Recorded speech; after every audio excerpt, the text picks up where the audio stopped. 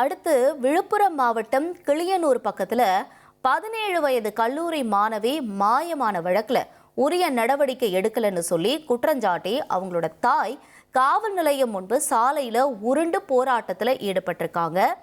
3 நாளைக்கு முன்னாடி கல்லூரிக்கு போன மாணவி வீடு திரும்பாததுனால பெற்றோர் புகார் அளிச்சு ஒரு இளைஞர் மேல சந்தேகம் இருப்பதா சொல்லியிருக்காங்க. ஆனா போலீசார் காணாம போனதா மட்டும்தான் வழக்கு பதிவு செஞ்சு நடவடிக்கையும் ஆனா இப்ப வரைக்கும் எடுக்கலன்ற குற்றச்சாட்டு எழுந்திருக்கு.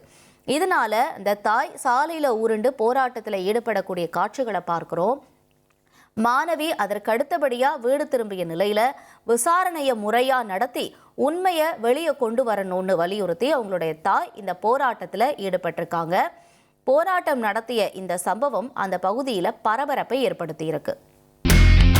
இனி செல்லும் இடமெல்லாம் செய்தி. தந்தை டிவியின் வாட்ஸ்அப் சேனலை ஃபாலோ பண்ணினா செல்ல இருக்கும் இடமெல்லாம் செய்தி. இதோ QR கோட் இப்பவே ஸ்கேன் பண்ணுங்க, ஃபாலோ பண்ணுங்க.